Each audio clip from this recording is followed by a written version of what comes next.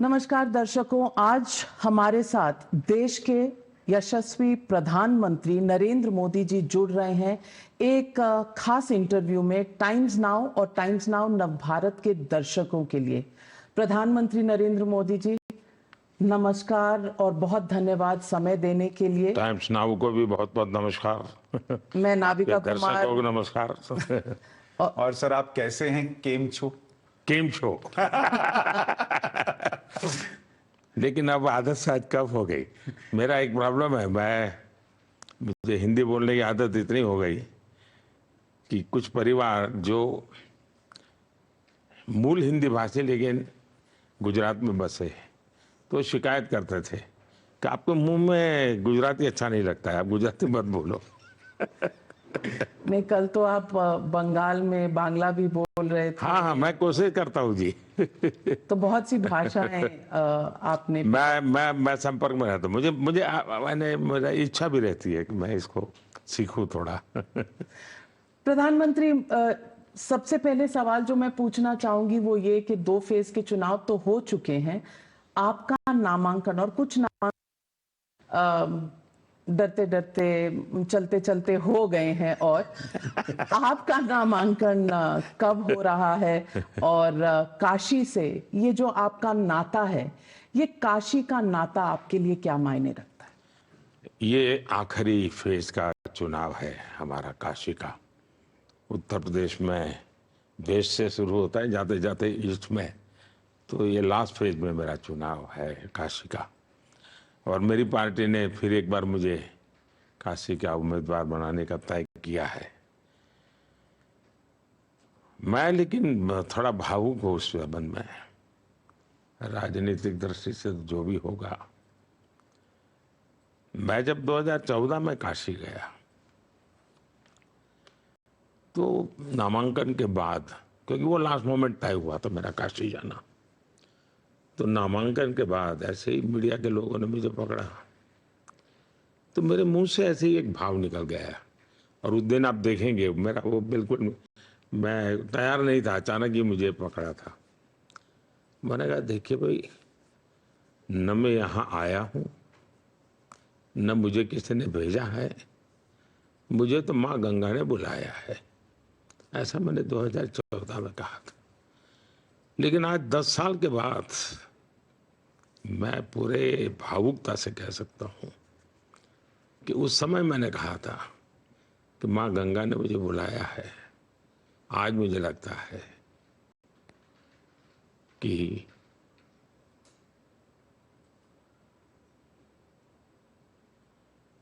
माँ गंगा ने मुझे गोद लिया है।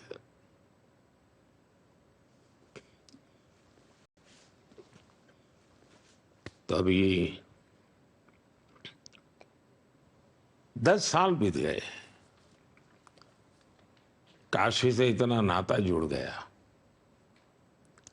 कि अब मैं कभी भी बोलता हूं तो यही कहता हूं, मेरी काशी। और इसलिए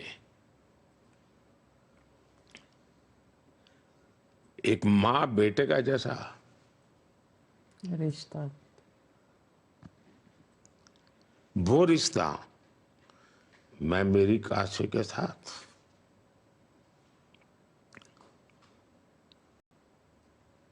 लोकतंत्र है, नामांकन भी भरेंगे, लोगों से आशीर्वाद भी मांगेंगे और लोग आशीर्वाद देंगे भी।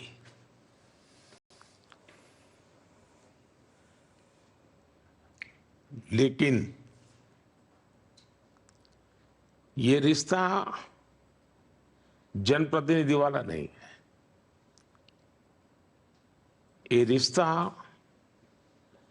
किसी और ही अनुभूति का है जो मैं फील करता हूं। और इसलिए उम्मीदवार, नामांकन, चुनाव,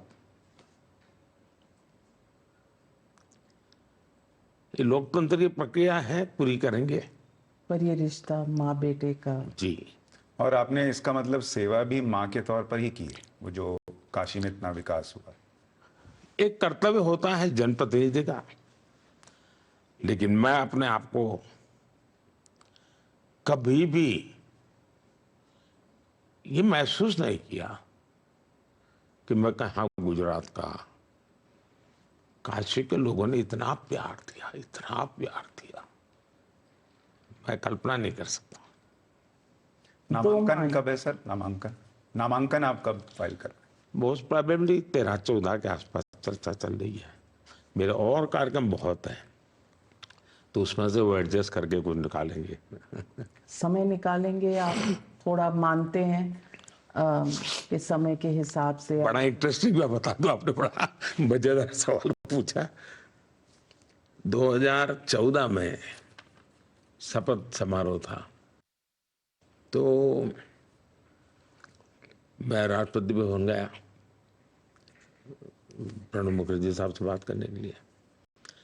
तो मैंने कहा एक इच्छा है, अगर आपको सुविधा हो, क्योंकि ये कार्यक्रम तो राष्ट्रपति जी का होता है, मैंने कहा बाहर करेंगे तो अच्छा होगा। तो वो जो समय लोगों ने मुझे बताया था, बोले साहब दिन में करना अच्छा होगा। तो भाई उस समय तो धूप बहुत होती है।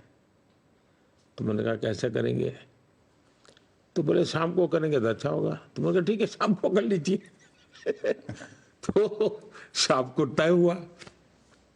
उस समय आपने देखा अखबारों में बहुत आर्टिकल छपे थे, इंटरव्यू छपते थे, ये मुहूर्त ठीक नहीं है, मोदी जी गलत कर रहे हैं, ये इसका कोई उपाय भी नहीं शास्त्रों में वगैरह, भांति भांति का। मुझे भी काफी लोग के बीच में थोड़ा समय था, तो मुझ पर भी दबाव डालने लगे। मैंने कहा भाई देखिए, राष्ट्रपति भवन का जो प्रॉब्लम है वो धूप का है, और मेरा काम है उनको एडजस्ट करना। मेरा काम नहीं है मैं निर्णय करूं। तो उस रूप से वो निर्णय हुआ। हर समय सही समय, हाँ ये यही समय है, सही समय है। यही समय है, सही समय है। बिल्कुल। प्रधानमंत्री जी, जो इलेक्शन का समय है उसमें से 2 फेज का हिस्सा तो चला गया। मतलब अगर आप माने कि 7 पेपर आप दे रहे हैं एग्जाम में, तो 2 के आंसर शीट तो आपने भर दिए। तो प्रधानमंत्री जी, क्या अब अभी भी ये मान रहे हैं कि वो 400 का टारगेट अचीव हो जाएगा? मुझे अभी भी समझ नहीं आ रहा है कि आप लोग, अच्छा होता आप लोग महीने पहले मेरा इंटरव्यू कर लिए होते तो मैं जरा ठीक से बता देता आपको। आप ये तो देखिए, आज हमारा सिटिंग एमपी कितने हैं, कभी ये तो दिमाग खपाइए जी। हम 2019 में जीत के आए, तब एनडीए 359 या इतना कुछ था। फिर ये आंध्र की पॉलिटिकल पार्टी और उड़ीसा की, वो हमेशा हमारे साथ रहे, तो वो करीब 35 लोग हैं। फिर नॉर्थ ईस्ट के लोग हमारे साथ रहे हमेशा। तो हम already in A way functional वे में कहें, एनडीए प्लस जिसको कहें, तो हम 400 से करीब करीब थे। ऑलरेडी हम पार्लियामेंट में 400 थे। ये लोगों को क्यों आश्चर्य हो रहा है कि 400 400 400, ठीक है एक शब्दों में आया, लेकिन रियलिटी ये है कि हम ऑलरेडी 2014 से 19 करीब करीब 400 एमपीज के सहयोग से ही संसद चला है। ये नंबर आप सही बता रहे हैं, लेकिन बीजेडी से एक अलायंस की बात हुई जो थोड़ी दूर चली और फिर रह गई। तो अलायंस नहीं रही पर सपोर्ट जरूर रहा। हम पहले भी कभी, हम पहले सब उनके साथ एनडीए के रूप में हम कभी हम चुनाव आमने सामने ही लड़े थे। 19 में भी हम आमने सामने लड़े थे, पर नेशनल इश्यूज। हाँ। लेकिन प्रधानमंत्री जी, सवाल अगर पॉलिटिक्स पर पूछूं, तो बीजेपी का आरोप है कि कांग्रेस का घोषणा पत्र बहुत ही डिवाइसिव है। हालांकि कांग्रेस आलोचना करती है बीजेपी की, ये कह के कि आप 2 और 2 22 बनाने की कोशिश कर रहे हैं, क्योंकि चाहे वो वेल्थ रीडिस्ट्रीब्यूशन हो या इनहेरिटेंस टैक्स हो, ऐसी कोई भी बात उनके मैनिफेस्टो में नहीं है। ये कहीं ना कहीं बीजेपी लोगों में डर फैला रहे। हम सीएए का कानून लाए, साफ साफ लिखा हुआ है, साफ साफ कहा गया है। न बोलने में किसी ने गलती की है, न लिखने में गलती की है, न देश के कानून में कोई गलती है। सीधा सीधा वो कानून सिटीजनशिप देने के लिए है, उसमें कहीं पर भी सिटीजनशिप लेने का नहीं है। 2 साल हो गए कांग्रेस पार्टी जो झूठ फैला रही है, क्या कभी आपने उसका फैक्ट चेक किया क्या? कभी पाठशाला में उनके कपड़े उतारे क्या? क्योंकि झूठ इतना चलाते हैं। जब भी हम आप उनके एक एक स्टेटमेंट देख लीजिए। अब जैसे ये इनहेरिटेंस टैक्स की बात लेकर आए हैं, कोई मुझे बनाइए दुनिया के किसी भी डेवलपिंग कंट्रीज में इस प्रकार का प्रयोग हुआ है क्या? आप साम्यवादी विचारधारा की बात छोड़ दीजिए, इनके घोषणा पत्र में और उनकी स्पीचेज में जो बातें हैं आपको एक साथ मिलाकर के एक कैनवास पर रखनी पड़ेगी। ये लगातार बोल रहे हैं और सब बोल रहे हैं, ऐसा नहीं कोई बाइक पे बोल रहा है, हर कोई बोल रहे हैं। और फिर उनके घोषणा पत्र में जो लिखा है, और पहले जो डॉक्टर मनमोहन सिंह जी ने बोला है, मनमोहन सिंह जी ने 2 बार पब्लिकली कहा है कि इस पर पहला हक मुसलमानों का है। और जब फिर आप सर्वे करने की बात करते हैं, फिर कहते हैं कि हम सब ले लेंगे और बांट देंगे। जब आप ले लेंगे और बांट देंगे की बात करेंगे तो फिर वो किसको देंगे? तो जो मनमोहन सिंह जी ने कहा था उनको देंगे। तो साफ साफ जो बातें होती हैं कि ये अलग अलग डॉट्स को जब बिठाते हैं तो रत्ती भर भी मेरी बात में क्वेश्चन करने की जरूरत है ही नहीं। उनकी भाषा, उनके शब्द, उनका लिखित निर्णय, 90 के बाद उन्होंने अब तक किए गए सारे प्रयास, सच्चर कमेटी की रिपोर्ट के बाद उन्होंने किए गए निर्णय, सबको अगर एक कैनवास पर देखेंगे तो उनके इरादे साफ हैं। ये उनका हिडन एजेंडा है ऐसा मैं नहीं मानता हूं, सिर्फ बोलते समय वो हिडन रखते हैं। इस बार मैंने उनको खुल करके बेनकाब किया है, इसलिए वो बौखला गए हैं। वरना जब उस वोट पाने के लिए जाना हो तो वो यही भाषा बोलते हैं, दूसरे वोट लेने जाते हो तब न्यूट्रल होकर के बोलते हैं।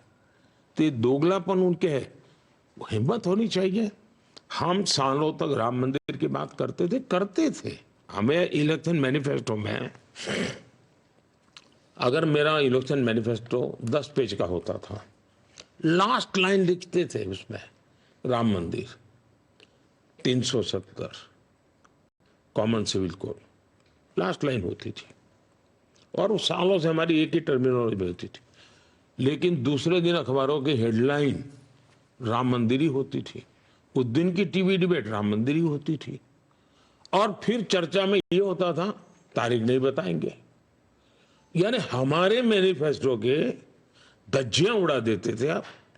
हम गरीबों के लिए योजनाएं लेकर के आते थे, एक शब्द इस देश के मीडिया में कभी चर्चा में नहीं आया। चर्चा में सिर्फ 3 चीजें रखी गई। आज कांग्रेस के बचाव में मीडिया ने क्यों काम करने की जरूरत है? कोई कारण नहीं है। ये मीडिया का काम था कि उनके 5 मैनिफेस्टो लेकर के एनालिसिस किया जाए और उनके इरादों का, उनकी भाषाओं का, उनकी बातों का। अब देखिए संविधान, इस देश में संविधान का स्पिरिट पैदा करना चाहिए कि नहीं करना चाहिए? अब ऐसा तो नहीं कि सिर्फ वकीलों और जजीज के लिए ही संविधान हो गई। संविधान देश के कॉमन मैन से जुड़ना चाहिए। इन्होंने संविधान की कभी परवाह नहीं की। जब मैंने पार्लियामेंट में प्रस्ताव लाया कि हम संविधान दिवस मनाना चाहते हैं, खरगे जी ने खुद ने पार्लियामेंट में विरोध किया। उनका भाषण है, उन्होंने कहा 26 जनवरी तो है, अलग से संविधान दिवस मनाने की जरूरत क्या है? मैंने कहा भाई ये ग्रंथ जो है वो हमारी आने वाली पीढ़ियों को उसके प्रति एक श्रद्धा का भाव पैदा करना चाहिए। स्कूल, कॉलेज, डिबेट सब जगह भी चर्चा नहीं। जब उसका महात्म्य बढ़ाएंगे तो फिर मैंने कहा कि जब उसके 60 साल हुए थे संविधान के, तब भारत ने इसको अच्छे ढंग से मनाना चाहिए था। 50 साल हुए तब मनाना चाहिए था। जब 60 साल हुए तो मैंने बड़े शान से ये संविधान दिवस मनाया और हाथी के ऊपर अंबाड़ी में मैंने संविधान रखा और मैं नीचे पैदल चलता था मुख्यमंत्री, और मैंने सुरेंद्र नगर में एक बहुत बड़ा उसकी यात्रा निकाली। लोगों की संविधान के प्रति श्रद्धा बने। इनको संविधान के नाम पर झूठ बोलने में लगातार, कोई बताएं हमारे मैनिफेस्टो में कहीं लिखा है क्या, हमारे भाषण में कहीं निकला है क्या? कोई किसी कार्यकर्ता ने किसी संदर्भ में कहीं बोल दिया, उसी को उछाल करके पूरी तरह हमारी पार्टी को, हमारे वर्जन को मानने को तैयार नहीं है, और खुद कहते हैं कि बताओ हमारे मैनिफेस्टो में कहाँ लिखा है। ऐसे दोगलापन नहीं चल सकता है जी, आपको जवाब देना पड़ेगा। या आप बिल्कुल ठीक है प्रधानमंत्री जी कि एक पूरा इकोसिस्टम जो है वो इसमें लग जाता है। उधर से ये प्रश्न नहीं पूछा जाता कई बार, या पूछने पर भी जवाब नहीं मिलता कि बीजेपी के घोषणा पत्र में कहाँ है कि संविधान खत्म करेंगे, अगला चुनाव नहीं होगा। यहाँ 1 नेशन 1 इलेक्शन की बात चल रही है, लेकिन कहा जाता है कि अगला चुनाव ही मोदी आएंगे तो नहीं कराएंगे, आरक्षण खत्म कर देंगे। लिखी चीजों पर भी झूठ फैलाया जाता है। आपने सीए का जिक्र किया, 3 कृषि कानून जिसमें कहा गया कि किसानों की जमीन छीन ली जाएगी, वो कहीं नहीं लिखा था, कहीं नहीं लिखा गया, लेकिन वो भ्रम फैला कर चीजें जो हैं वो खराब की गई। आप जब इस बार ये कह रहे हैं बार बार कि मोदी मर जाएगा लेकिन धर्म के नाम पर आरक्षण नहीं आने देगा, ये बड़ी स्ट्रांग लाइन है। और हमने पाठशाला में दिखाया था कि आप ये आज से नहीं कह रहे हैं, आपने गुजरात के सीएम रहते हुए भी ये चीज जग जाहिर की थी। आपको क्या खतरा दिखता है अगर धर्म के नाम पर आरक्षण आए या मुसलमानों को आरक्षण मिल जाए? इसमें मोदी मुद्दा ही नहीं है। जिस समय संविधान बन रहा था, देश के गणमान्य लोग संविधान सभा में बैठे थे, डॉक्टर राजेंद्र बाबू, बाबा साहब अम्बेडकर, पंडित नेहरू वगैरह सब बैठे थे। उसमें तो कोई आरएसएस बीजेपी वाला उस समय तो सवाल ही नहीं था। ऐसे और सभी संप्रदाय के लोग बैठे थे, और सबने मिल बैठ करके लंबी चर्चा के बाद तय किया कि भारत जैसे देश में धर्म के आधार पर आरक्षण भारत को नुकसान करेगा, ये लंबी सोच के लिए ठीक नहीं है। जहाँ तक दलित का, आदिवासियों का, तो एक सामाजिक व्यवस्था पिछले सैकड़ों वर्षों में समाज में जो विकृतियां आई, जिस प्रकार से छूत अछूत का भाव पैदा हो गया, ऊंच नीच का भाव पैदा हो गया, और एक प्रकार से समाज के एक बहुत बड़े वर्ग के साथ जन्म के आधार पर अन्याय हुआ, तो उसका प्रायश्चित करना जरूरी था। और उसमें ये सुझाव निकला, और ये निर्णय भी सनातनियों ने किया है। संविधान सभा में जो लोग बैठे थे सब सनातनी थे, जितने बैठे थे सब सनातनी थे। नेहरू जी जैसे कुछ अपवाद हो सकते हैं कि जो अपने आप को उससे ऊपर मानते हो, लेकिन ज्यादातर वही लोग, राजेंद्र बाबू टीका करके बैठते थे जी, ऐसे लोग बैठे थे। उन्होंने निर्णय किया था कि हमें ये प्रायश्चित करना है, आरक्षण देना है, और इसलिए मैं उस भावना से जुड़ा हुआ हूं। मैं संविधान के स्पिरिट को जीना चाहता हूं, मैं संविधान के शब्दों का प्रतिष्ठा बढ़ाना चाहता हूं, और इसलिए मैं डे 1 से कह रहा हूं कि संविधान की भावना के विरुद्ध धर्म के आधार पर आरक्षण। इसका मतलब ये नहीं कि मुसलमान को बेनिफिट नहीं मिलेगा। जैसे हमने जब पार्लियामेंट में 10% का किया आरक्षण, कि सामान्य जाति के गरीब लोग हैं उनको, और कोई झगड़ा नहीं हुआ, किसी का लूटा नहीं, चोरी नहीं की, सामान्य वर्ग के, चाहे वो ब्राह्मण होगा, बनिया होगा, उसका बेटा भी अगर वो गरीबी वाला है उसको मिलेगा। उसमें मुसलमान समाज के भी जो आरक्षण कहीं मिलता नहीं है, उनके भी गरीब लोग हैं, उसमें हकदार है। मतलब हक नहीं छीन रहे हैं, धर्म को आधार मानने से हम विरोध कर रहे हैं। इकोनॉमिकली वीकर सेक्शन हम मुसलमान को नहीं देंगे ऐसा मैं नहीं कह रहा हूं, मैं कहता हूं धर्म के आधार पर रचना नहीं हो सकती। इस देश में गरीब है तो हिंदू हो, मुसलमान हो, ईसाई हो, पारसी हो, कोई भी हो, सबको बेनिफिट मिलना चाहिए। जहां तक आदिवासी और दलित का सवाल है, इसके पीछे हजारों साल का इतिहास पड़ा हुआ है, और इसलिए वो एक स्पेशल कारण है। और जो संविधान ने सही निर्णय किया, बाबा साहब आम्बेडकर ने सही निर्णय किया, और जो आज भी देश उसका रिस्पेक्ट करता है, हर पॉलिटिकल पार्टी रिस्पेक्ट करती है, और मैं नहीं मानता हूं कि कोई पॉलिटिकल पार्टी इसका विरोध करेगी। यानी आप हिंदू मुसलमान नहीं करते, मुसलमान मुसलमान करने वालों के विरोधी है। मैं ये धर्म के आधार पर वोट बैंक के खेल जो खेले जाते हैं ना, अब उन्होंने इस बार मैनिफेस्टो में कहा है कि हम जो ठेके देंगे वो ठेके इस पद्धति से देंगे। ये देश कैसे चल सकता है जी? ठेका दिया जाता है कि उनकी क्षमता है कि नहीं, रिसोर्सेज है कि नहीं, एक्सपीरियंस है कि नहीं, ट्रैक रिकॉर्ड है कि नहीं, सरकार के कामों को करने का उनका तब, ये सारे चीजें देख करके ठेका दिया जाता है। अब आप कहते उसमें भी आरक्षण होगा, और वो माइनॉरिटी के लिए आरक्षण होगा। तो इसके बदले में जब लोग कहते हैं कि आप मुसलमान विरोधी हैं, वो कहते हैं कि मुसलमानों को इस देश में डराया जाता है, मोदी इनके खिलाफ हैं, हिंदू मुसलमान करते हैं जब चुनाव होता है। जब अटल जी की सरकार थी तब भी हमारे मैनिफेस्टो में रहता था राम मंदिर, तब भी रहता था 370, तब भी रहता था यूसीसी। मोदी की सरकार है, अब जो काम हो गया वो नहीं रहता है, जो बाकी होगा वो रहता है। जहां तक हमारा सवाल है, ये सिद्ध करे कि भाई ये हमारा, जैसे मैं कहता हूं भाई सैचुरेशन मुझे करना है, सरकारी योजनाओं का सैचुरेशन। मतलब गांव में 50 लोग हैं जिनको घर मिलना चाहिए, मतलब 50 को मिलना चाहिए, 49 को नहीं। मतलब उसमें सब समाज आ जाएंगे, सब धर्म आ जाएंगे। आप जब 100% की बात करते हैं तो सामाजिक न्याय की ये गारंटी है, सेकुलरिज्म की गारंटी है। मोदी हर काम उस प्रकार से करता है कि भाई सबको सब मिले, इसके लिए करो। अभी भी मैं पब्लिकली कहता हूं कि हमने 4 करोड़ घर बनाए। अब कुछ परिवार हैं, विस्तार हुआ उनका, तो उनको एक घर की जरूरत है, तो राज्यों से मुझे कहा जाता है साहब अगर कुछ और मकान हो जाए, तो मैंने कहा चलो भाई 3 करोड़ और हम प्लान करते हैं, शायद 3 करोड़ की जरूरत नहीं पड़ेगी। तो मैं पब्लिकली अभी सभाओं में कहता हूं कि भाई आप चुनाव में जाते हो तो जाइए, लेकिन मेरा एक काम करिए, अगर कहीं कोई नजर आ जाए कि जिसको अभी घर मिला नहीं है, नल से जल मिला नहीं है, गैस का कनेक्शन नहीं मिला है, रह गया है, तो आप उसकी चिट्ठी मुझे लिख दीजिए और उसको मेरी तरफ से कह दीजिए कि मोदी की गारंटी है कि तीसरे टर्म में ये मिल जाएगा। और मैं कहता हूं आप ही मेरे मोदी है, क्योंकि मुझे काम करना है। मैं वहां ये नहीं कहता तो ये धर्म के उस धर्म के। तो एंटी मुस्लिम जब कहते हैं कैसा लगता है? न हम इस्लाम के विरोधी हैं, न हम मुसलमान के विरोधी हैं, हमारा ये काम ही नहीं है।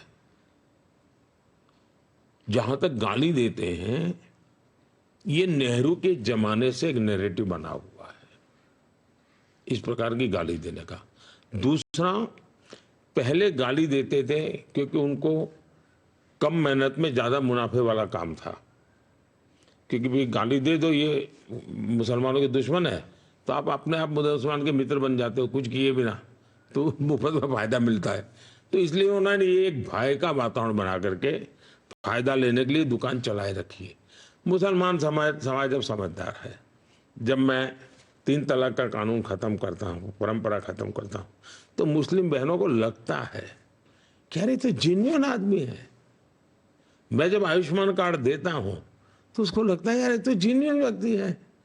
मैं कोविड का वैक्सीन देता हूँ तो उसको लगता है यार तो जेन्युइन आदमी, हमारे साथ तो कोई भेद ही नहीं कर रहा है। इनकी परेशानी ये है कि उनका झूठ अब पकड़ा जाने लगा है, इसलिए उनको ज्यादा भ्रम फैलाने के लिए बिना सर पैर के झूठ बोलने पड़ रहे हैं।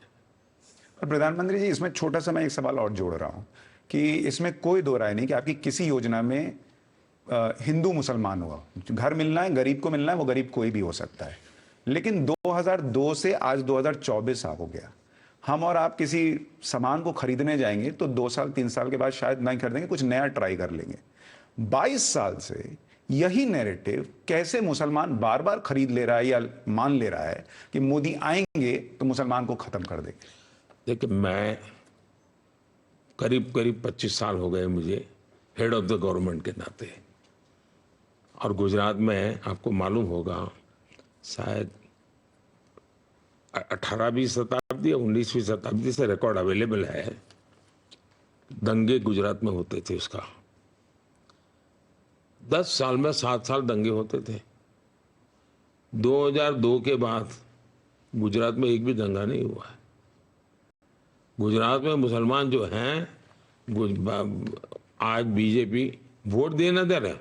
दूसरा, मैं आज पहली बार कह रहा हूं, मैं कभी पहले कभी इन विषयों को लिया, मैं मुस्लिम समाज को कह रहा हूं, उनके पढ़े लिखे लोगों को कहता हूं कि आत्ममंथन करिए, सोचिए, देश इतना आगे बढ़ रहा है, अगर कमी आपके समाज में महसूस होती है तो क्या कारण है? सरकार की व्यवस्थाओं का बेनिफिट कांग्रेस के जमाने में आपको क्यों नहीं मिला?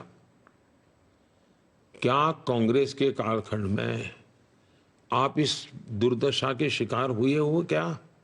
आत्ममंथन कीजिए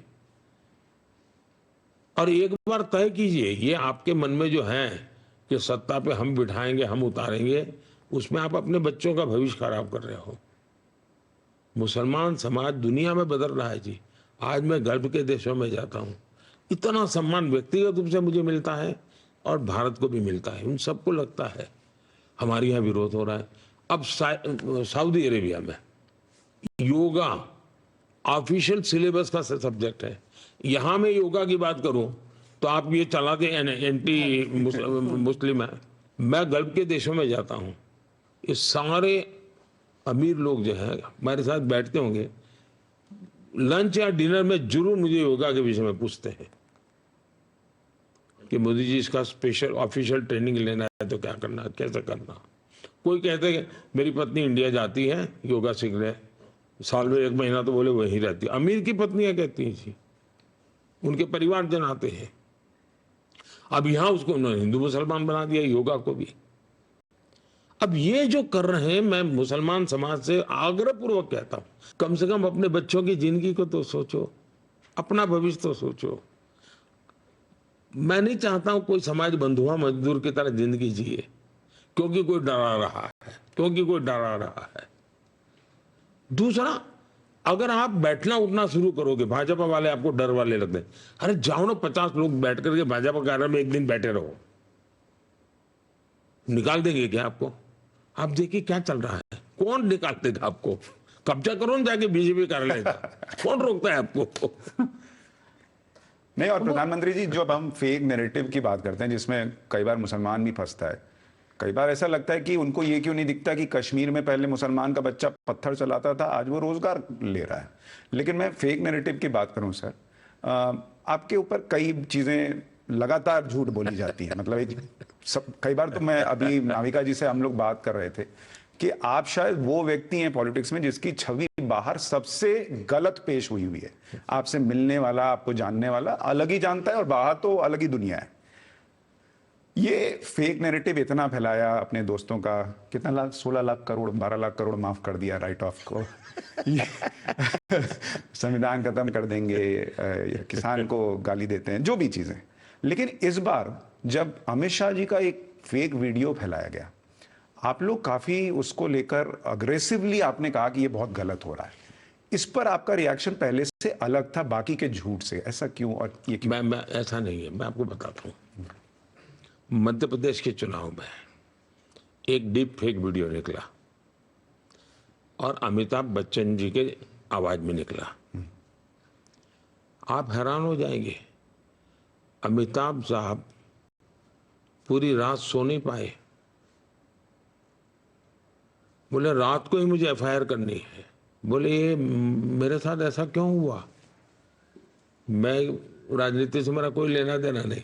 मैं बोले दूर से नमस्ते करता हूँ। दुखी थे बहुत। मध्य प्रदेश में एक्शन लिए गए उन लोगों पर। तो ऐसा नहीं है कि पहले प्रयास नहीं हुआ है। और मैंने जब दिवाली का बीजेपी के कार्यालय में गेट टुगेदर था, मैंने डीप फेक पर लंबा भाषण किया था। सही बात। मैंने जानबूझ करके किया था उस दिन, और मीडिया को मैंने कहा था इस बहुत बड़ा संकट में देख रहा हूँ। मैंने मेरी G20 समिट में सबने चिंता व्यक्त की थी, हमारा वीडियो कॉन्फ्रेंस पे समिट था, उसमें मैंने कहा ये सब कह रहे हैं सॉल्यूशन पर, मैंने उनको एक सॉल्यूशन दिया। मैंने कहा हर एक के ऊपर एक मैसेज पहले आना चाहिए कि ये AI जनरेटेड कंटेंट है, आप उसको उस रूप से देखिए। ये उस पर स्टैट्यूटरी वार्निंग आना ही चाहिए, कोने में नहीं, मेन आना चाहिए। जैसे आप लोग नहीं कभी चलाते, फर्स्ट है किसी न्यूज के तो आपकी बीच में Breaking चलती news. पड़ती, Watermark. हाँ वाटरमार्क चलता है ना, वैसा वाटरमार्क रहना चाहिए। इस दुनिया सब परेशान है जी, सब कोई परेशान है। अब कुछ भी बना सकते हैं किसी के लिए। लेकिन क्या ये इत्तेफाक है कि जो लोग पकड़े जा रहे हैं वो कहीं ना कहीं कांग्रेस के लेना देना है उनका? नहीं, सवाल ये है कि ये जो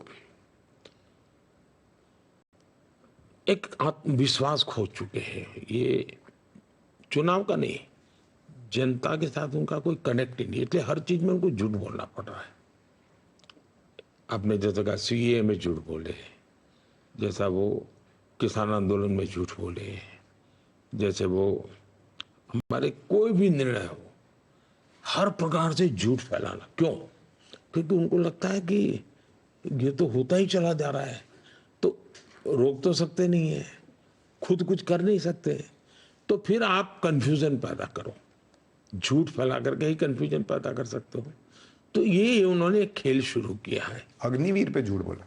सब मैंने कहा ना, कोई विषय ऐसा नहीं है जो देश हित का हो, वो उसकी चर्चा कभी की नहीं है उन्होंने, स्टडी किया नहीं है कि जिन्हें पकड़ा दिया उनको लगता है इससे लोग भड़केंगे, वोट मिलेगा, और उनका इरादा है भड़काना।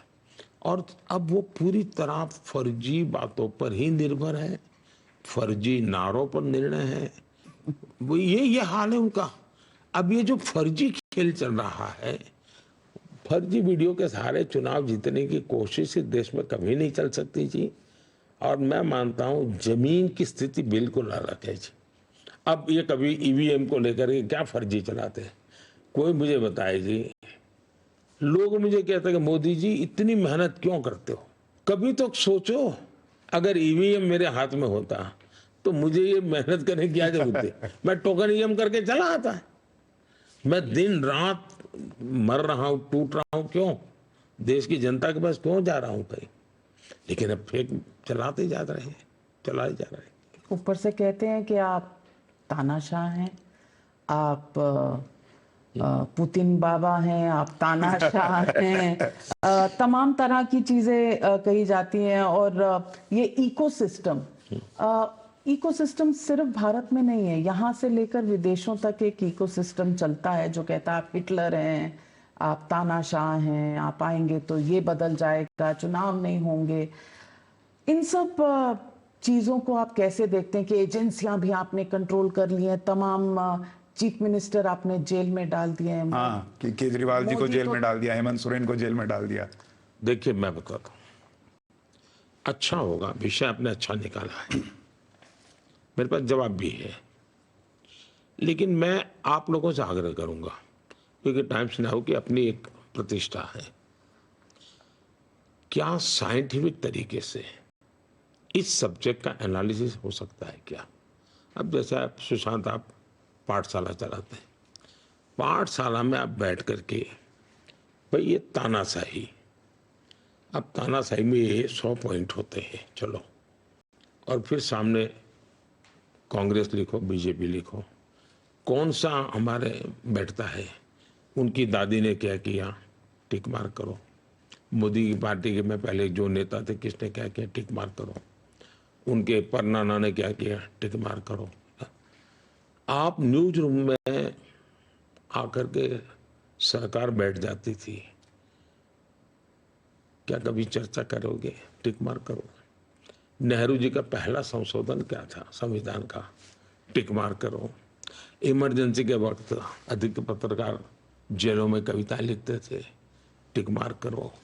आपका कोई गाना पसंद नहीं आया, अब मजरू सुल्तानपुरी जी को जेल में डाल दिया। और किशोर कुमार सारे गाने बंद कर दिए।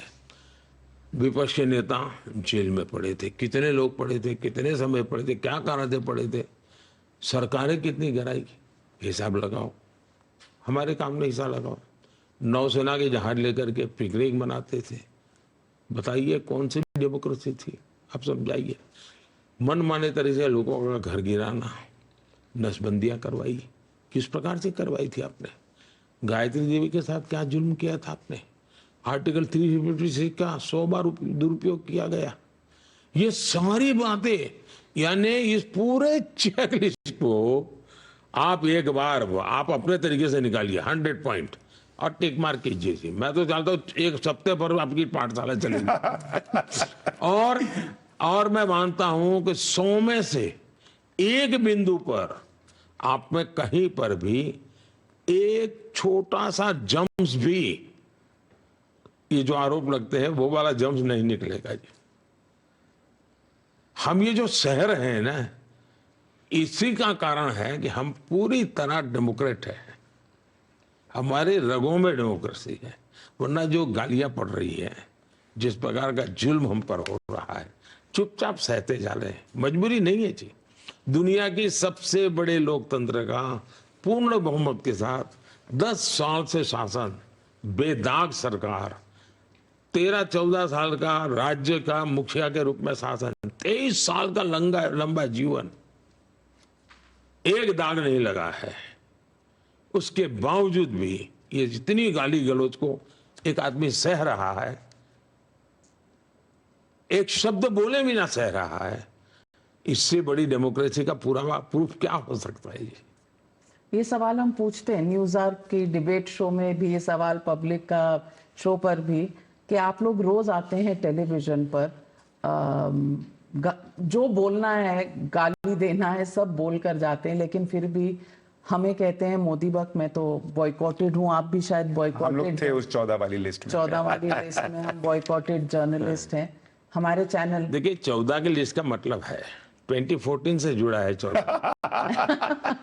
24 में 10 और जुड़ जाएंगे। नहीं, लेकिन मैं कई बार आश्चर्यचकित रहता हूँ प्रधानमंत्री जी की, जो कह रहे हैं कि आप तानाशाह हैं वो भी आजाद घूम रहे हैं, तो पता नहीं कौन से टाइप के आप तानाशाह हैं। जो कह रहे हैं कि मर जा मोदी, वो भी बाहर घूम रहे हैं, तो पता नहीं कौन सी तानाशाही है। आप कुछ भी निकाल दीजिए जी, मेरी माँ को गाली देना नहीं छोड़ा है, मेरे परिवार को गाली देना नहीं छोड़ा है, ऐसे अभद्र भाषा का उपयोग किया है। लेकिन उन्होंने ऐसा डिक्टेटर का चित्र बना दिया कि उसके अंदर सारी गालियां चल जाती है जी। और कुछ भी करो तो डिक्टेटर हो। मोदी जी कभी माँ के बारे में कोई कुछ कहता है तो, मोदी एक प्रधानमंत्री तो हैं, लेकिन एक इंसान भी हैं, एक बेटे भी हैं। सवाल मेरी माँ का नहीं है जी। मेरी माँ तो चलिए मुझे जन्म दिया निमित्त है, पर तो वैसे तो मैं मेरी साथ माँ के साथ मैंने कोई न्याय नहीं किया है, क्योंकि माँ के जो सपने रहते हैं बच्चे के पास, वैसा कोई सपना माँ का मैंने पूरा नहीं किया। मैं बहुत छोटी आयु में भाग गया था, चला गया बाहर, तो उस प्रकार से मैं तो गुनहगार को एक प्रकार से। वो तो नहीं मानती होंगी ऐसे। नहीं। यश, मैं माफी के साथ ये सवाल पूछ रहा हूँ क्योंकि आपका कभी निजी भाव बहुत बाहर नहीं आता, लेकिन क्या ये चीज़ आपके बैक ऑफ द माइंड चल रही है सर, जो आप लोगों से शायद नहीं बोलते होंगे, कि 2002 के बाद ये पहला चुनाव है, सब कुछ होगा लेकिन आपकी माँ नहीं होगी। आप हर चुनाव के बाद उनका पैर छूने जाते थे। ऐसा है कि मैं तो कभी उसमें राजनीति में था नहीं। अचानक मुझे संगठन का काम करता अटल जी का फोन आया कि रात को आओ, काम है। तो मैं अटल जी के पास आया, तो कहा भाई तुम्हें गुजरात जाना है। मैं कहा क्यों? मैंने कहा मैं अभी यहाँ इतने सारा देश भर का काम देखता हूँ, फिर मुझे गुजरात क्यों कैसे आप डाल रहे हो? मेरा पार्टी का काम कर ही रहा हूँ मैं, और उसमें गुजरात का भी कभी कभी जाके देख लेता हूँ। नहीं अब बहुत हो गया संगठन, अब तुमको सरकार संभालनी पड़ेगी। मैं कहा अटल मैंने तो कभी सरकार चलाई नहीं, मैं जानता नहीं किसी को, मैं कभी पुलिस थाना नहीं देखा, मैं क्या करूँगा। तो मैंने मना किया उनको। तो दूसरे दिन सुबह अटल जी का आडवाणी जी का फोन आया, कह रहे भाई तुम कल अटल जी को मना करके आ गए हो। मैं कहा हाँ, मुझे तो मालूम नहीं था मुझे क्यों बुलाया। और मुझे कहा नहीं बोला आओ जरा बात करेंगे। तो मैं आडवाणी जी के घर गया।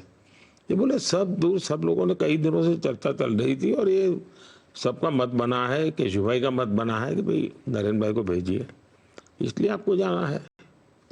तो फिर मैंने अटल जी को फ़ोन किया। मैं कहा अटल जी मैं आता हूँ। मैं कहा अटल सॉरी, मैंने कल मेरा तरीका ठीक नहीं होगा, जो पार्टी करेगी मैं कहेगी मैं करूँगा।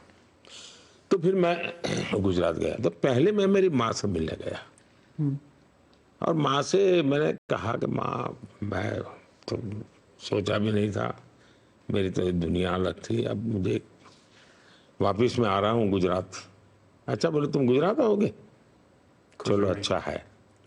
उनकी खुशी यही थी के पास नजदीक।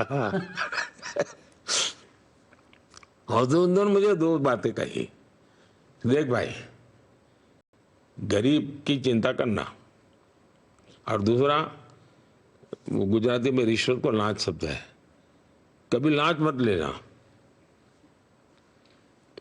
शायद उस दिन के टाइम्स ऑफ इंडिया में रिपोर्टर भी है। तो ये तो मेरा तब से फिर एक बार नाता जुड़ा। वैसे तो मैं बड़ा कट ऑफ था, कहीं बाहर ही रहता था।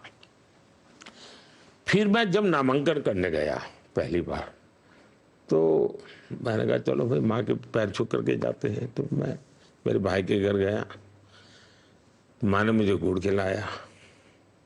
तब से लेकर के मैं जितने नामांकन किए हैं, सब नामांकन के पहले मैं माँ के पैर छूने गया और नामांकन कर गया और गुड़ देती थी। ये पहला मेरी जिंदगी का चुनाव है जब मैं माँ के पैर छुए बिना जाऊंगा। लेकिन मेरे में एक भाव भी आता है कि आज 140 करोड़ देश की करोड़ों माताएं हैं, उन्होंने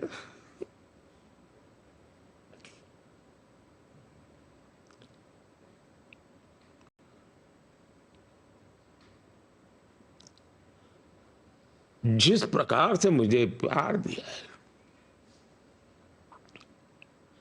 आशीर्वाद दी है,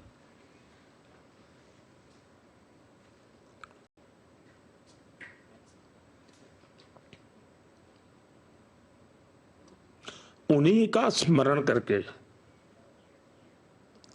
और फिर माँ गंगा तो है ही है, गंगा माँ गंगा तो है ही है, तो कमी तो है, पर देख रहा हूं कि करोड़ों माताएं शायद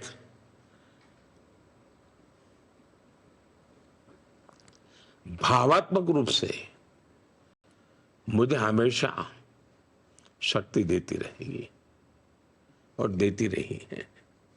शायद आज जो लोग ये इंटरव्यू देखेंगे, उन्होंने इतना भावुक होते हुए शायद आपको कभी नहीं देखा होगा।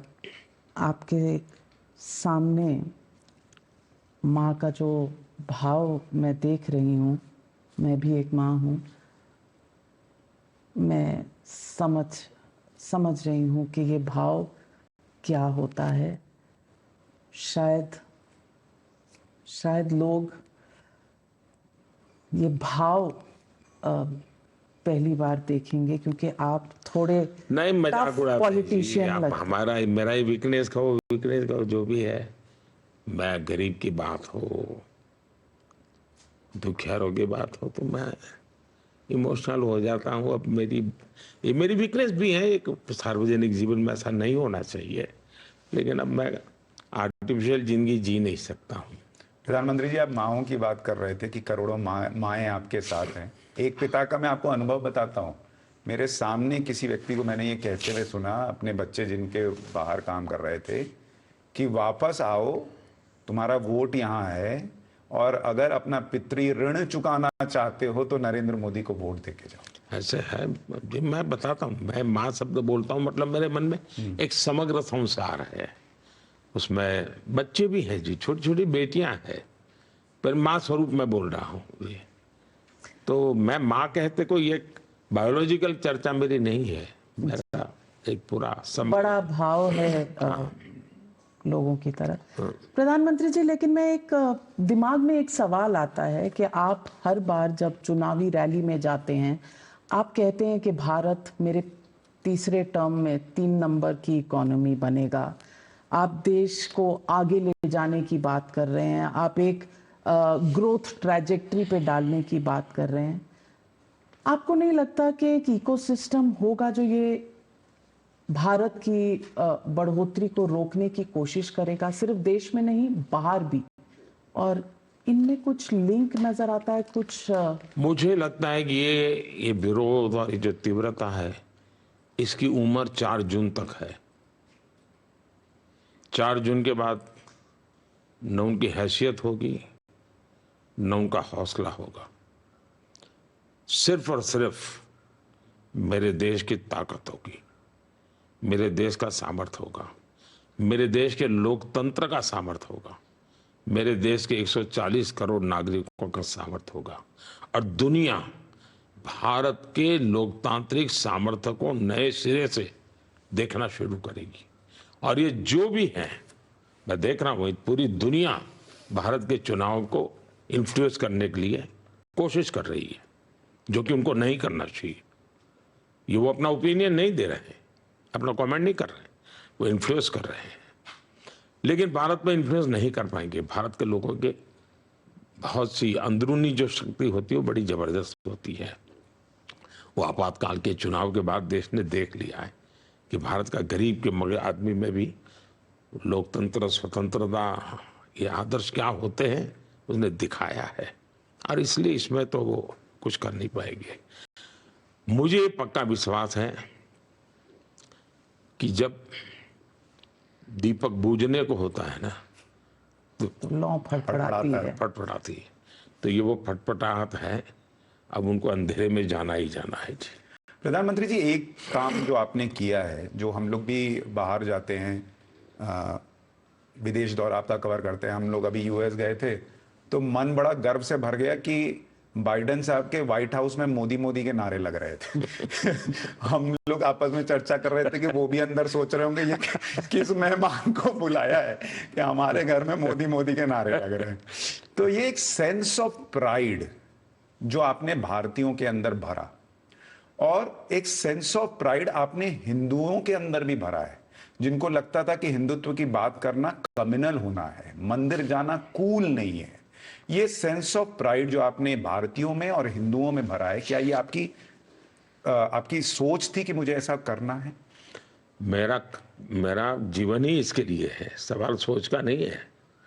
मैं चाहता हूं कि जो भी भारत को प्यार करता है, उसकी चमड़ी का रंग कोई भी हो, जो भी भारत को प्यार करता है वो भारत पर गर्व करे, और आन बान शान के साथ गर्व करे, और समझ करके करे, आंख बंद करके करे, मेरी अपेक्षा नहीं है। और मैं हिंदुओं तक सीमित रह करके इतने बड़े महान देश को अन्याय करना नहीं चाहता हूं। वो तो पाप होगा। अगर मैं सिर्फ हिंदुओं में ये भाव भरूं तो मैं पाप कर रहा हूं। मुझे तो भारत को प्यार करने वाला दुनिया के किसी भी भूभाग में पैदा क्यों ना हुआ हो, वो मेरे भारत को प्यार करता है और मेरे भारत के लिए गौरव गान करे, वो तो मैं बड़ी दुनिया में, आपने देखा होगा महात्मा गांधी के 150 साल हुए, 50 साल भी हुए थे, 100 साल भी हुए थे, इस दुनिया को पता तक नहीं चला। मैंने महात्मा गांधी जी का सबसे प्रिय भजन, वैष्णव भजन, मैंने तय किया कि दुनिया के 150 देशों में वहां के टॉप मोस्ट कलाकारों से ये होना चाहिए, और किया। दुनिया के 150 देशों के टॉप मोस्ट कलाकारों ने एक गुजराती भजन, महात्मा गांधी का प्रिय भजन, सारी दुनिया ने गाया। मैं मेरे देश के गौरव के लिए दुनिया को जोड़ना चाहता हूं। मेरे लिए उसमें कहाँ किसके गोद में पैदा हुआ वो मुद्दा ही नहीं है, किस भूमि में पैदा हुआ वो मुद्दा नहीं, पूरी दुनिया मेरे भारत का गौरवगान करे, ये मकसद लेकर के मैं तो निकला हूं। मेरा तो कमिटमेंट है ये, और जीता भी तो इसी के लिए हूं। योग दिवस भी, अंतर्राष्ट्रीय योगा दिवस, अंतर्राष्ट्रीय सोलर अलायंस, हर क्षेत्र में मैं एनवायरनमेंट को लेकर के हमको भी मैंने कहा one earth, one family, one future. फिर मैंने कहा वन सन, वन वर्ल्ड, वन ग्रिड, बिजली के लिए मैंने कहा। तो मेरी हर सोच में मैं ग्लोबली, मैंने हमारे चंद्रयान गया तो पॉइंट का नाम मैंने शिव शक्ति रखा है। अब शिव शक्ति से उसको किसी को तकलीफ हो कि भाई ये हिंदू वाला कहां से ले आया, तो उनकी मजबूरी है। मेरे देश से सहज निकलेगा जाए, शिव और शक्ति से ऊपर से क्या हो सकता है जी। और मुझे इसमें कोई शर्म भी नहीं है, संकोच भी नहीं है, मुझे गर्व है। तो मैं गर्व से जीता भी हूं, लेकिन मैं किसी भी जाति, धर्म, संप्रदाय, रंग, रूप, भूभाग कहीं से हो, मेरे देश के गीत गाए दुनिया, इसके लिए तो मैं पैदा हुआ हूं जी। अब देखिए, हम 300 से ज्यादा कलाकृतियां जो चोरी की गई हम वापिस लाए। अब ये पहले भी हो सकता था जी, लेकिन हमने वो विश्वास दी। और मैं तो मुझे एक कोई आपके किसी पत्रकार परिवार में से भी, मुझे उनका कोई बच्चा विदेश पढ़ता था, तो कहा भाई आजकल तो हमको यूनिवर्सिटी में बोले मोदी जी ने भारत को कूल बना दिया। ये बच्चे बड़े यूनिवर्सिटी में साथ से घूम रहे हैं जी। नहीं, कूल और स्ट्रॉन्ग दोनों बना दिया। प्रधानमंत्री, एक सवाल है जो कम से कम मुझे ट्रबल करता है, मुझे कहीं ना कहीं ये देखकर तकलीफ होती है, वो है कि जिस तरह का हम एक वाकया देख रहे हैं, Prajwal Revanna member of parliament रहे हैं, उनके पिताजी, उनके फार्म हाउस से एक महिला, एक हेल्पर मिली है कल, और जिस तरह के वीडियोस 2976 वीडियोस की बात की जा रही है, और वो आदमी भाग जाता है देश से। इस पर हम क्या करेंगे? क्या हम लाचार मजबूर हैं? क्या हम वापस लाएंगे? इस पर न्याय कैसे मिलेगा महिलाओं को? पहली बात है, ये कानून व्यवस्था का मुद्दा है। अगर बंगाल में इस प्रकार का घटना होती तो बंगाल की सरकार जिम्मेवार है, गुजरात में होती है तो गुजरात की समाज जिम्मेवार, आंध्र में होती तो आंध्र की सरकार, तेलंगाना में तो कर्नाटका में होता कर्नाटका की सरकार जिम्मेवार है कदम लेने के लिए। दूसरा, as far as Modi is concern, as far as BJP is concern, as far as our constitution is concern, मेरा साफ मत है कि ऐसे अत्याचारियों को जरा भी बख्शा नहीं जाना चाहिए। कठोर से कठोर सजा होनी चाहिए, और जो भी कानूनी रास्ते हो उनका भरपूर इस्तेमाल करना चाहिए। लेकिन ये 2900 या 3000 या 5000 जो भी हो, एक दिन की तो होगी नहीं। इसका मतलब तब का है जब वो उनके सरकार के भागीदार थे, देवगौड़ा जी की पार्टी और कांग्रेस पार्टनर में थे, तब का है। इसका मतलब उन्होंने सरकार में रहते हुए ये सारा इकट्ठा करके रखा, और चुनाव में भी एक निश्चित समाज के लोगों का मतदान पूरा हो गया, वो ब्लॉक वोकल का, उसके बाद उसको बाहर लाना, और उसको विदेश बाहर भेजने के बाद बाहर लाना, ये बहुत ही शंकास्पद है खेल। क्योंकि आप अपने राज्य से जाने दे रहे हो, अगर आपके पास जानकारी है तो अपने वॉच रखते, एयरपोर्ट पर रखते, आपने कुछ किया नहीं, भारत सरकार को कभी इन्फॉर्म नहीं किया आपने।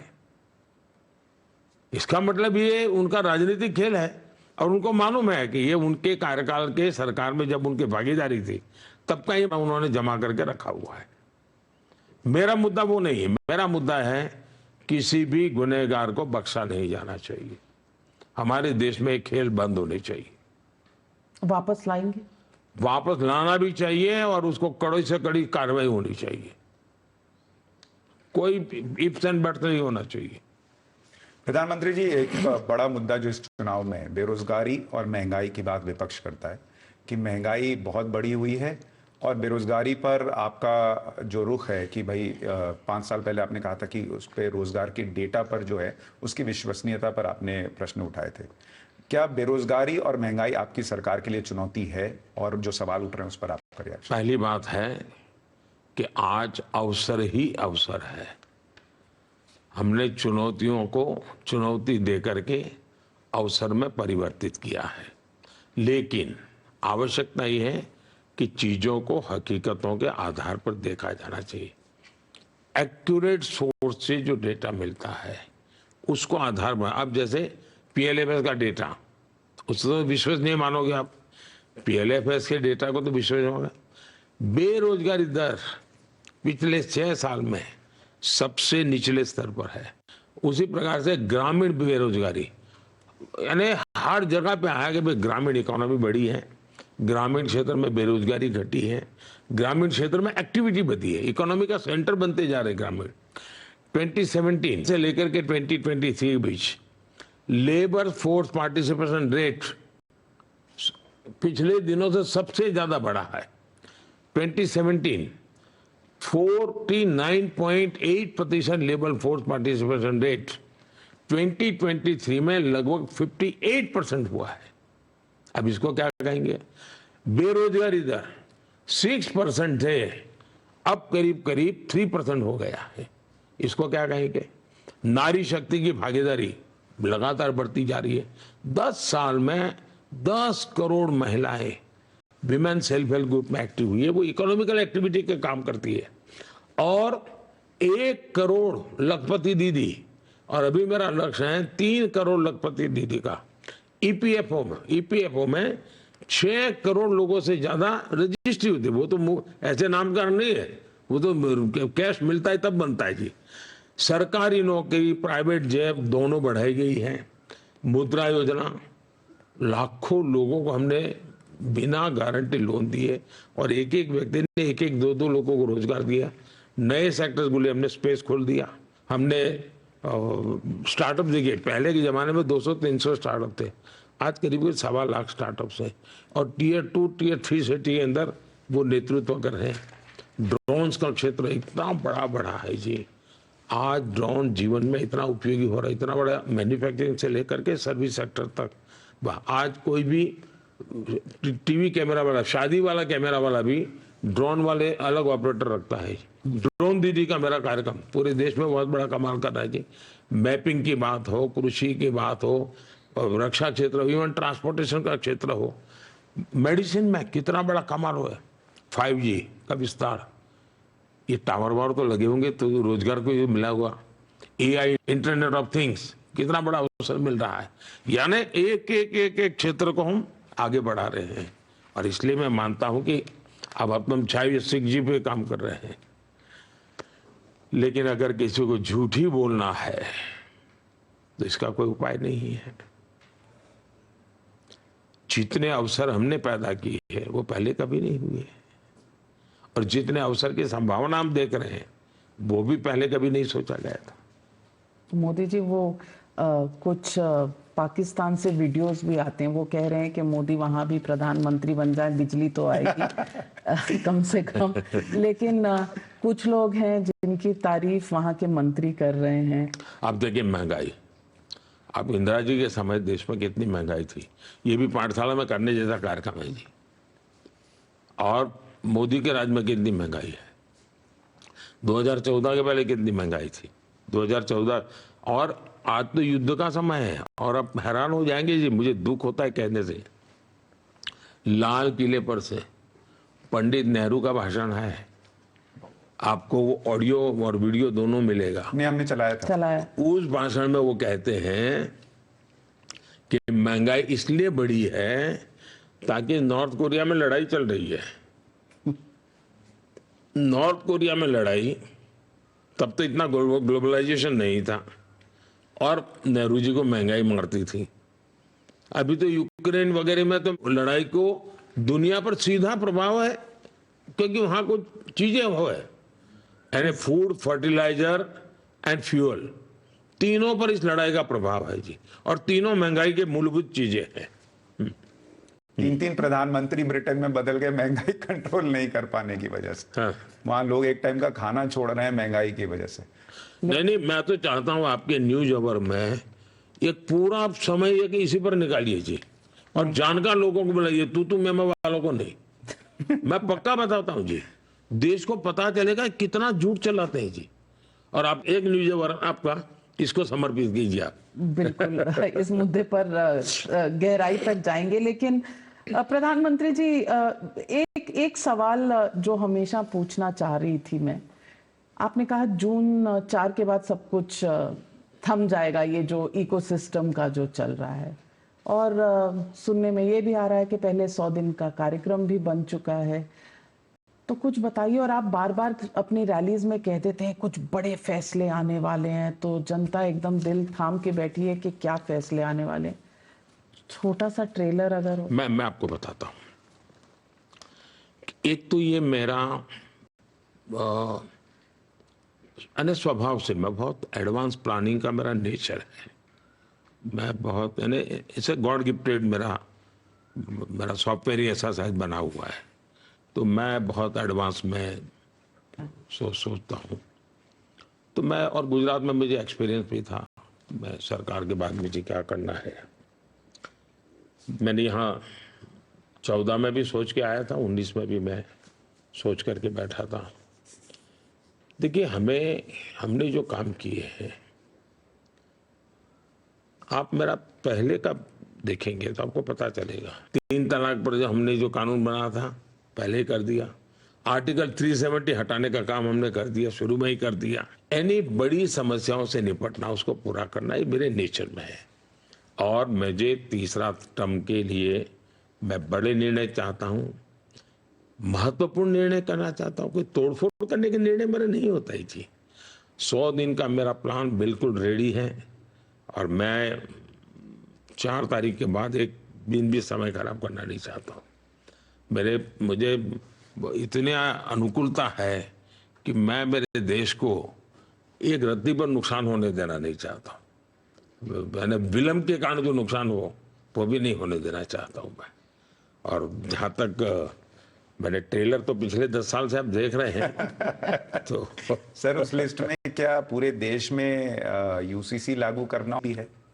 पहली बात है कि यूसीसी का जो विषय है वो कोई मोदी का कार्यक्रम नहीं वो कोई बीजेपी का। भारत के संविधान निर्माताओं ने संविधान में कहा है जी। ये लोग इतने सालों से कर नहीं रहे थे क्योंकि वोट बैंक की राजनीति उन पर सवार थी। यूसीसी हमारे संकल्प पत्र का हिस्सा है। दूसरा, इस देश की सुप्रीम कोर्ट ने कम से कम 2 डजन बार कहा है कि भारत में यूसीसी करो। और ये देश में देखना चाहिए, गोवा में ऑलरेडी यूसीसी है। मेरा देश चल रहा है, गोवा में सबसे ज्यादा माइनॉरिटी है, फिर भी यूसीसी बहुत बढ़िया तरीके से चल रहा है। उत्तराखंड ने बहुत अच्छे दिशा में कदम उठाए हैं। तो एक के बाद एक प्रयोग, हम थोपने वालों में से नहीं है जी, हम इवॉल्व कर रहे हैं। 1 नेशन 1 इलेक्शन, 1 नेशन 1 इलेक्शन, अभी हमें रिपोर्ट आया है, रिपोर्ट पर स्टडी करने के लिए मैंने कहा हुआ है। प्रधानमंत्री जी, क्या आप सिर्फ 24 की तैयारी करके बैठे या 29 की भी करके बैठे? देखिए, मैं बताता हूँ, मैं चुनाव की तैयारी करता ही नहीं हूँ। काम की?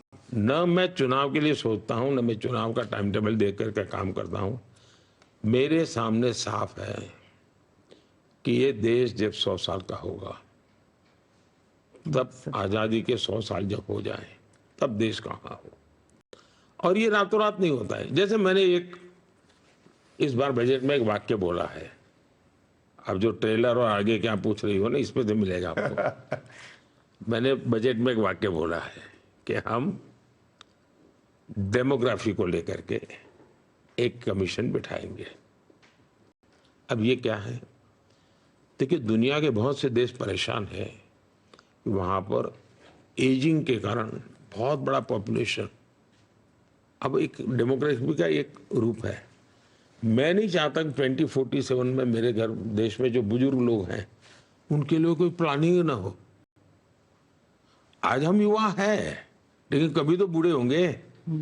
तो तो इस सरकार का काम है कि अभी से सोचे। मैं वो सोचता हूँ कि आज आप जो नौजवान है वो 2047 में जब बूढ़े होंगे तब आप असहायता न अनुभव, इसके लिए प्लानिंग अभी से होना चाहिए। मैं इस लेवल के काम कर रहा हूँ जी। मैंने ऑलरेडी बजट में एक वाक्य बोला, लेकिन देश में मीडिया पकड़ नहीं पाए उस बात को, लेकिन मैं इस सोच से काम कर रहा हूँ जी। नहीं, मैंने ये प्रश्न इसलिए पूछा क्योंकि कई लोग ये सोच के बैठे हैं कि इस बार तो गया हुआ है मामला, 29 में मोदी जी हटेंगे फिर हम आएंगे, 29 में उनका चांस है। ऐसा है, मैं राजनीति में कौन आए कौन जाए, कोई देश ऐसा नहीं होना चाहिए जो किसी व्यक्ति के आधार पर चलता हो जी। मैं मोदी के आधार पर देश चले, ये मोदी कभी नहीं चाहेगा।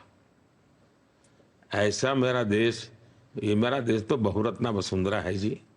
यहाँ तो अनेक रत्न पैदा होते रहे हैं, आगे भी होते रहने वाले हैं, और देश आगे चलने ही वाला है।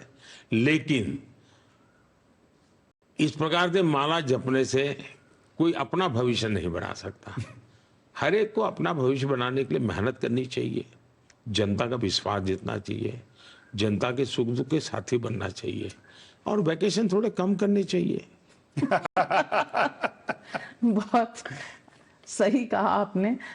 आपके कोई पॉलिटिकल पर्सनल बकेट लिस्ट होती है सबकी, कुछ जो हो गया जो सबसे आपके दिल के करीब था, कोई एक चीज ऐसे बताइए कि वो हो गया तो वो मेरी अचीवमेंट मुझे महसूस होती है, ऐसा और होता बच है, क्या गया? मेरा काम का जो स्टाइल है ना, वो एक बड़ा ही इंटीग्रेटेड होता है, कॉम्प्रिहेंसिव होता है, टुकड़ों में नहीं होता है जी।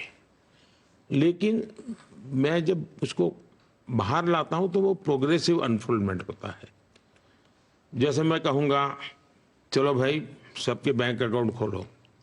मुझे याद है मैं 2014 में नया नया आया और जनधन अकाउंट का मैंने शुरू किया, तो हमारे अरुण जेटली बड़े परेशान हो गए, क्योंकि मैं हर तीसरे दिन मॉनिटरिंग करने लगा कि भाई कितने बैंकों ने किया, बैंक वाले झुग्गी झोपड़ी में जाते हैं कि नहीं जाते, बैंक वाले रेडी पटरी वालों के पास जाते हैं। अरुण जी ने कहा ये तो आपने क्या ऑर्डर कर दिया है वो हो जाए। मैंने कहा नहीं जी, मुझे ये 100 दिन में काम पूरा करना है। लेकिन तब दुनिया को लग रहा था ये तो जनधन अकाउंट खोल रहा है। अच्छा, बैंक वाले मेरे से झगड़ा कर रहे थे, साहब स्टेशनरी का पैसा तो मिले। मैंने कहा कुछ नहीं मिलेगा, 0 अमाउंट से अकाउंट खुलेगा। तब आश्चर्य होता था लोगों को, लेकिन वही जनधन अकाउंट कोरोना के समय कितनी बड़ी ताकत बन गया। वही जनधन अकाउंट फिर मैंने उसको आधार से जोड़ा, फिर मैं उसको मोबाइल से जोड़ा, फिर मैंने उसको डायरेक्ट बेनिफिट ट्रांसफर से जोड़ा। 36 लाख करोड़ रुपया डायरेक्ट बेनिफिट ट्रांसफर हो रहा है। फिर मनरेगा से जोड़ा। यानी मैं जब बैंक के खाता, दुनिया को तो लगा दुनिया का सबसे बड़ा फाइनेंशियल इंक्लूजन, उनकी गाड़ी वहीं अटक जाती है, मोदी की तो वहीं से शुरू होती है। और बाहर के जितने देश से लोग आए उन्होंने वो डिजिटल तो वो भी देखा। तो जब एक काम करता हूँ लगता है ये करते हैं, लेकिन समझ लीजिए मैं एक करता हूँ तो वो नहीं कर रहा हूँ, वो जाकर के कहीं और रुकेगा। पर कुछ कभी पर्सनल मैं सिंपल बताता हूँ जी कैसे होता है। मैं गुजरात गया मुख्यमंत्री के नाते, और मेरी पहली सचिवों के साथ मीटिंग थी। तो उस समय हमारे शिक्षा सचिव मिस्टर माकड़ करके थे। तो माकड़ ने कहा गर्ल चाइल्ड एजुकेशन में देश में हम 20 नंबर पे हैं। तो मैं चौंक गया, गुजरात जैसा राज्य गर्ल चाइल्ड एजुकेशन में 20 नंबर पे। मेरे मन में चिपक गया वो पहली मीटिंग का वो। फिर हर वर्ष जून महीने में 44 डिग्री टेम्परेचर होता है गुजरात में, 13, 14, 15 जून 3 दिन मैं गांव में रहता था। उस गांव में जाता था जहां मिनिमम गर्ल चाइल्ड एजुकेशन है, और मैं 3 दिन में 5 गांव करता था। उन 5 गांवों में घर घर जाना, और मैं कहता मैं भिक्षा मांगने आया हूं, और मैं भिक्षा में आपसे वचन मांगता हूं कि मुझे वचन दीजिए कि मैं मेरी बेटी को पढ़ाऊंगा। तो मैं भिक्षुक के रूप में काम करता था, और मुख्यमंत्री के नाते 3 दिन भिक्षा मांगनी है ना मांगनी, ये मेरा नियम था। और बच्चियों को मैं स्कूल ले जाता था। लोगों को लगा चलो मोदी जी बच्चों, लेकिन मैंने उस काम के लिए 1.5 लाख नए टीचर भर्ती किए, उस काम के लिए मैंने 2.5 लाख नए स्कूल के कमरे बनाए, इस काम के लिए मैंने हर स्कूल को इलेक्ट्रिफिकेशन किया, उस काम के लिए मैंने हर स्कूल के अंदर कंप्यूटर की व्यवस्था करना शुरू किया। फिर मैंने गुणोत्सव शुरू किया, उसमें मैं फिर 3 दिन दिवाली के बाद देता था, जिसमें क्वालिटी ऑफ एजुकेशन में, यानी पहले तो लगा कि यार मोदी गर्मी में ले जा रहा है, घुमा रहा है लेकिन बात यहाँ तक पहुंचा दी। तो मेरा काम करने का तरीका ये है कि मैं चीज को कहीं शुरू करता हूं तो मतलब वो समझ लीजिए कि मैंने बहुत लंबा सोच करके आया हूं। जब मैंने योगा की बात कही तब लोगों को लगा जैसे हर दिन मनाने की बात आती है वैसे आएगा, मेरे लिए वैसा नहीं था जी। दुनिया में एक विमेन डे के सिवाय कोई भी ऐसा डे नहीं है जैसे योगा डे है। विमेन डे पकड़ गया है क्योंकि वो विमेन ने उसको ओनरशिप लिया है, यूएन का ओनरशिप प्लेटफॉर्म है। योगा दुनिया ने खुद ने ओनरशिप ले ली है। तो अब योगा के साथ मैं आयुर्वेद ले आया, आयुर्वेद के साथ भारत की परंपरा ले आया, उसके साथ मैंने कोविड में अल्टरनेट मेडिसिन ले आया, मैंने ब्रिक्स में अल्टरनेट मेडिसिन का सब्जेक्ट रखा, मैंने G20 में ट्रेडिशनल मेडिसिन का सब्जेक्ट रखा। यानी आप देखिए चीज मैं छोड़ता नहीं हूँ। आपके जो विरोधी हैं वो इसीलिए घबराते भी कि अभी ये दिख रहा है कि इन्होंने आगे क्या सोच रखा होगा। और विरोधी ये भी सोचते हैं कि इतना कॉन्फिडेंस कि 4 जून को यही रिजल्ट आएगा, जरूर ईवीएम में कोई चिप डाला, मोदी चिप। ऐसा है, आप कुछ भी कहिए वो उसका अर्थ यही निकालते हैं। उनको इतने डरे हुए हैं ना जी। कुछ लोग होते हैं ना जो दीवार पर उनको थोड़ा सा वो दिखता है, किसी को उसमें भी भूत दिखता है। अरे दीवार पे ऐसे ही कलर में थोड़ा वो बनाने वाला बेचारा, उसको रात में वो ही देखता है, सो नहीं पाता है वो। ऐसे लोग होते हैं, उनका क्या करोगे? इनका मनोवैज्ञानिक, अब मुझे नए कोर्सेज इंट्रोड्यूस करने पड़ेंगे मनोविज्ञान के लिए, ऐसे लोगों के लिए। प्रधानमंत्री जी, आपका बहुत व्यस्त कार्यक्रम है, लेकिन आज आपने बहुत बहुत धन्यवाद। पाठशाला में बहुत सारे अध्याय देश के खोल दिए और न्यूज़ का भी एजेंडा सेट कर दिया, क्लास भी लगा दी। मुझे उम्मीद है आपको पाठशाला अटेंड करके इतने दिन बाद अच्छा लगा होगा। नहीं, मैं ऐसा है, आपका न्यूज अवर हो, आपका पाठशाला हो, उसने एक अलग लेवल है, मैं मानता हूँ। ये ठीक है कि न्यूज अवर में तू मैं वाले लोग भी आते हैं, पाठशाला में अलग से आपने उसको डेवलप किया है। लेकिन एक, क्योंकि आपको भी तो वैरायटी लेके आना पड़ता है जी वरना तो एक गाड़ी चलती नहीं है। बिल्कुल, लेकिन आपने भावुक होकर भी और देश को आगे ले जाने के लिए जो हमें रास्ते, का तो मेरा पर्सनल एक है, दुनिया मेरी क्या करेंगे। लेकिन आपने हमें इतना समय दिया और इतनी बेबाक तरीके से आपने हमसे मुझे जी सवालों से कभी कोई प्रॉब्लम नहीं होता है, लेकिन मैं देख रहा हूं आप लोग बहुत प्रेशर में रहते हैं मीडिया में। ये एक इकोसिस्टम ने इतना प्रेशर बना दिया है कि आपको भी उनके दबाव में, उनकी भाषा में सवाल पूछने पड़ते हैं, और उसके कारण देश के लिए जो जरूरी सवाल होते हैं वो आपके भी छूट जाते हैं। ये इकोसिस्टम ने इतना दबाव पैदा कर दिया है कि आपको भी उसी लाइन पे जीना पड़ता है, और आपको भी लगता है यार कहीं आउटडेटेड हो जाएंगे। तो मैं तो चिंतित हूं कि देश के मीडिया को भी न्यूट्रल रहना कितना मुश्किल हो जाएगा, और या तो उनकी भाषा बोलो या तो घर चले जाओ, वरना गाली की सुनो। ये हाल करके रख दिया है जी आपके पूरे क्षेत्र में। और दूसरा, देश में पहले पत्रकारिता थी, अखबार आता था तो वो मानता है पत्रकार है ना, उसकी एक वैल्यू थी। आज सोशल मीडिया से सभी पत्रकार उसको वो जानता है कि ये वो व्यक्ति लिख रहा है, मतलब फिर उसको लेख नहीं दिखता है, उसका ट्विटर याद रहता है, जब उसकी तो ये सोचे तो ये लिखेगा ही।